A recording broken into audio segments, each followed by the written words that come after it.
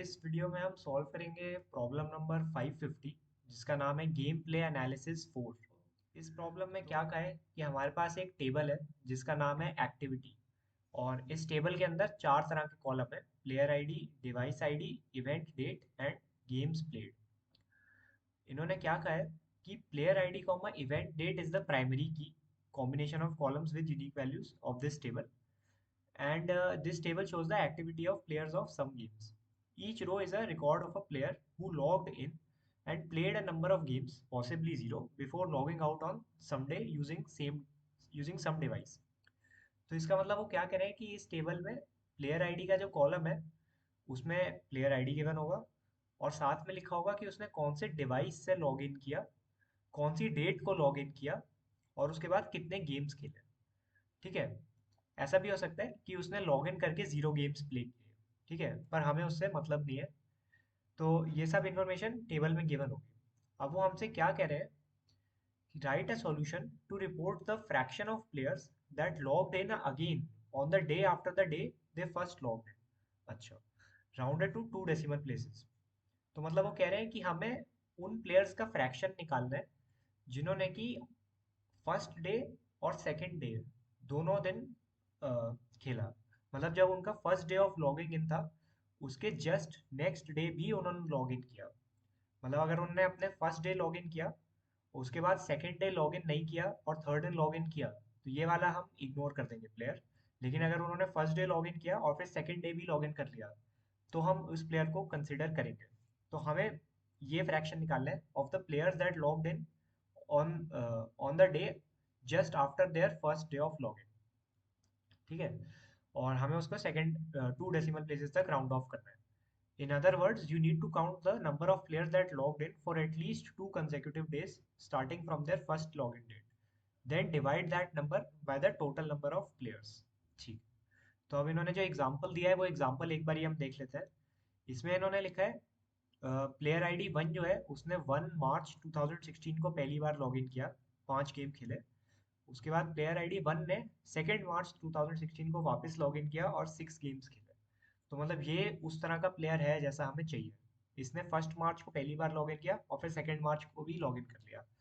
Player number two देखते हैं। तो इसने तो 25 जून 2017 को पहली बार लॉगिन किया और बस, इसका तो और कोई डेटा नहीं है। तो ये उस तरह का प्लेयर नहीं है जैसा हमें चाहिए। प्लेयर आईडी नंबर थ्री जो है उसने 2 मार्च 2016 को पहली बार लॉगिन किया और फिर 3 जुलाई 2018 को वापस लॉगिन किया। तो ये भी हमें नहीं, तो ये भी वैसा प्लेयर हुआ जैसा हमें नहीं चाहिए क्योंकि इसने 2 मार्च 2016 के बाद 3 मार्च 2016 को लॉगिन नहीं किया। इसने 2 साल बाद लॉगिन किया।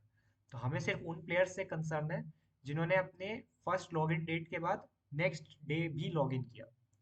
तो अगर हम फ्रैक्शन देखें तो वो फ्रैक्शन क्या होगा? ऐसा तो बस एक ही प्लेयर है, प्लेयर आईडी वन, और total number of distinct players कितने हैं? थ्री। तो फ्रैक्शन होगा 1/3 यानी कि 0.33। और इस फ्रैक्शन को हमें टू डेसिमल प्लेसेस तक राउंड ऑफ करना है। तो ये क्वेश्चन की अप्रोच हमें क्या रखनी चाहिए? तो ये वैसे है तो थोड़ा मुश्किल क्वेश्चन, क्योंकि मैंने भी जब पहली बार ये अटेम्प्ट किया था तो मेरे से ये सॉल्व नहीं हो पाया था। तो इसमें हम क्या कर सकते हैं? पहली चीज जो हम कर सकते हैं वो हमें क्वेश्चन पढ़ के ही समझ में आ रही है कि फर्स्ट डे ऑफ लॉगिन वो काफी एक इम्पॉर्टेंट इन्फॉर्मेशन है कि कौन से प्लेयर ने किस डेट को पहली बार लॉगिन किया। तो हमें ऐसा अगर एक टेबल मिल जाए जिसमें कि प्लेयर आईडी हो और उनकी फर्स्ट डेट ऑफ लॉगिन हो तो हमारी काफ़ी हेल्प हो सकती है। तो वो हम कैसे निकाल सकते हैं? वो निकालना बड़ा इजी है। हम मिन फंक्शन यूज़ करेंगे। तो हम क्या लिखेंगे? Select distinct player ID comma मिन इवेंट डेट फ्रॉम एक्टिविटी, और उसको ग्रुप बाय कर देंगे प्लेयर आईडी। अच्छा, तो इस क्वेरी से क्या हो रहा है? हमारे पास सारे प्लेयर आईडीज आ गए और उनकी कॉरस्पॉन्डिंग मिनिमम इवेंट डेट आ गई जो कि उनकी फर्स्ट लॉगिन डेट होगी। तो यहाँ पे मैं मिनिमम इवेंट डेट को एलियास भी करता हूँ फर्स्ट लॉगिन डेट। ठीक है। तो ये एक हमारे पास एक तरह से टेबल आ गया है जिसमें हमारे पास क्या इन्फॉर्मेशन है? सारे प्लेयर आईडी और उनकी फर्स्ट लॉगिन डेट। अब हमें क्या करना है?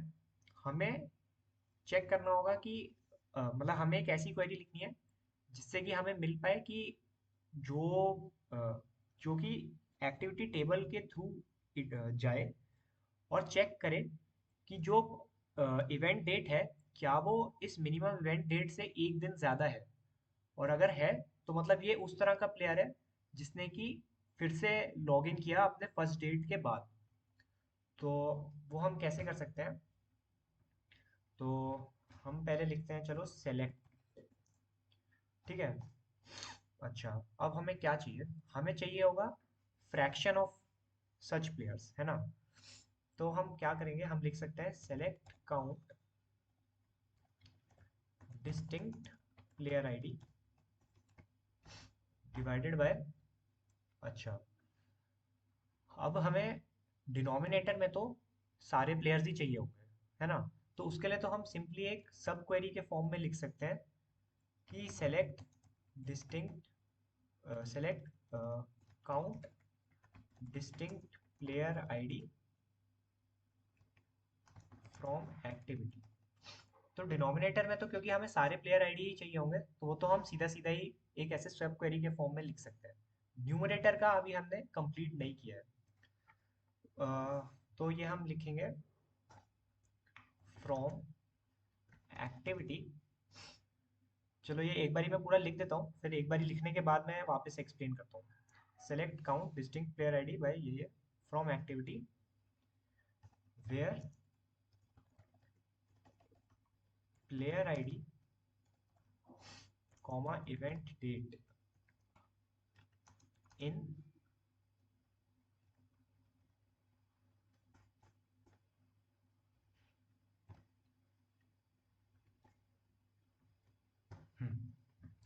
अच्छा, अब मैंने यहाँ पे क्या किया? मैंने ऐसा लिखा कि select the number of distinct player IDs from activity table, जहाँ पे कि player ID comma event date, यहाँ पे आएगा डेट सब।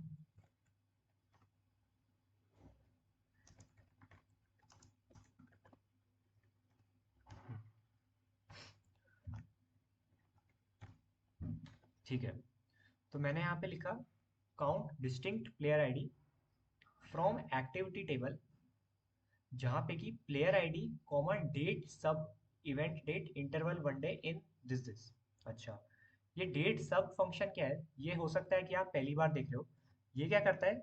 ये बस जो भी डेट इसके अंदर हम फीड करते हैं उसमें से कुछ डेट सब्ट्रैक्ट कर लेगा ऑन द क्राइटेरिया जो हम इसके थ्रू पास करेंगे। जैसे मैंने यहाँ पे लिखा event date comma interval one day, तो ये क्या करेगा? इवेंट डेट लेगा और उसमें से वन डे माइनस कर देगा। अगर मैं यहाँ पे वन ईयर लिखता, event date comma interval one year, तो वो वन ईयर माइनस कर देता उस डेट में से। अगर मैं वन आवर लिखता, अगर ये डेट टाइम फॉर्मेट होता, तो वन आवर माइनस कर देता। वन मंथ लिखता तो वो वन मंथ माइनस कर देता। तो मैंने क्या लिखा? Date sub event date comma interval one day. इससे क्या होगा? प्लेयर आईडी के साथ में जो भी डेट होगी वो उसमें से एक दिन माइनस कर लेगा, और फिर वो चेक करेगा कि ये वाला जो टपल टाइप इंफॉर्मेशन बनी player ID comma event date minus one day, क्या वो इंफॉर्मेशन इस टेबल में प्रेजेंट है? और ये टेबल हमने क्या लिखा हुआ है? Select distinct player ID comma minimum event date. मतलब ये जो टेबल है, मतलब सब क्वेरी टाइप, मतलब हमने सब क्वेरी लिखी है जिससे कि कुछ टेबल बन रहा होगा बैक एंड में। तो वो चेक करेगा कि ये प्लेयर आईडी कॉमा डेट सब, यानी कि प्लेयर आईडी कॉमा जो इवेंट डेट है उसमें से एक दिन माइनस करने के बाद जो डेट आई, ये वाली information player ID comma event date minus one date वाली जो इंफॉर्मेशन है, क्या वो इस टेबल में प्रेजेंट है? Player ID comma first date, first log in date of that player. अगर हाँ, तो वो उसको काउंट कर लेगा, क्योंकि हमें भी यही चाहिए ना। अगर कोई प्लेयर आईडी है जिसने कि लॉग इन किया किसी पर्टिकुलर डेट पे, और वो particular date is one day more than the first log in date of that player, it means कि उसने कंसेक्यूटिव डेज पे लॉग इन किया है ना? तो ऐसा अगर हम लिखेंगे तो आ जाना चाहिए। तो हमने ओवरऑल क्या लिखा है ऊपर? Select count distinct player ID divided by select count distinct player ID from activity. तो डिनोमिनेटर में तो फ्रैक्शन के डिनोमिनेटर में तो हमने ये पूरा ही लिख दिया, क्योंकि हमें सारे प्लेयर आईडीज ही चाहिए। न्यूमरेटर में जो हमने डिस्टिंक्ट प्लेयर आईडी लिखा है, वो कहाँ से आएगा? वो आएगा एक पैरामीटर चेक करके। और वो पैरामीटर क्या है कि प्लेयर आईडी कॉमा जो उसकी कॉरस्पॉन्डिंग इवेंट डेट है, उसमें से अगर हम एक दिन माइनस कर ले, तो क्या वो event date first login date है उस प्लेयर की। और वो हम चेक कैसे करेंगे? हमने यहाँ पे एक सब क्वेरी लिखी हुई है कि प्लेयर आईडी और उसके कॉरस्पॉन्डिंग मिनिमम इवेंट डेट जो भी है, वो हमने फर्स्ट लॉगिन डेट डिफाइन करी है और उसको ग्रुप बाय किया हुआ है एज प्लेयर आईडी। तो अगर ये क्राइटेरिया सेटिस्फाई होगा, तो वो उसको डिस्टिंक्ट प्लेयर आईडी वाले न्यूमरेटर में काउंट कर लेगा। ठीक है, तो ये तो हमने लिख लिया। अब बस हमें इसको एक बारी राउंड ऑफ करना है 2 डेसिमल प्लेसेस तक। तो वो मैं यहाँ पे लिख देता हूँ, और इसको हम एलियास कर देंगे एज फ्रैक्शन। तो इसको एक बारी अब रन करके देखते हैं। तो ये एक्सेप्ट तो कर रहा है। अब एक बारी इसको सबमिट करके चेक करते हैं।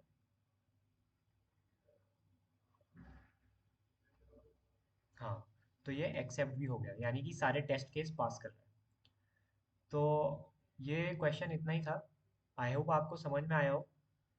ये थोड़ा मुश्किल क्वेश्चन डेफिनेटली था, क्योंकि इसमें 2-3 नए कॉन्सेप्ट शायद जो आप आई यूज़ हुए हो, जो आप शायद पहली बार देख रहे हो। पहला तो एक ये डेट सब फंक्शन शायद आपने पहली बार देखा हो। तो ये कुछ नहीं है, और ये काफ़ी यूज़फुल चीज़ भी है। इसमें क्या होता है कि आप इसके अंदर जो भी डेट पास करते हो, कॉमा जो भी पैरामीटर पास करते हो, वो उतना माइनस कर देता है। मतलब हमने इवेंट डेट पास करी और इंटरवल 1 डे पास किया, तो जो भी डेट हमने पास कर, जो भी डेट आएगी इसमें, ये उसमें से 1 डे माइनस कर देगा। तो ये हमने यूज़ किया। उसके अलावा हमने ये कॉन्सेप्ट यूज़ किया कि हमने एक सब क्वेरी लिख ली, जिसमें कि हमने फर्स्ट लॉगिन डेट और प्लेयर आईडी का इंफॉर्मेशन एक साथ इकट्ठा कर लिया था। और उसके अलावा हमने ये भी नया चीज़ कॉन्सेप्ट यूज़ करी कि डिनोमिनेटर में हमने ऐसे सब क्वेरी ही लिख दिया पूरा, क्योंकि हमें सारी की सारी डिस्टिंक्ट प्लेयर आईडी चाहिए थी यहाँ पे। ठीक है, तो this was the question. I hope आप लोगों को समझ में आया हो। अगर नहीं आया हो तो डेफिनेटली आप वीडियो वापस से एक बार देख सकते हैं। सो या, thank you all for watching.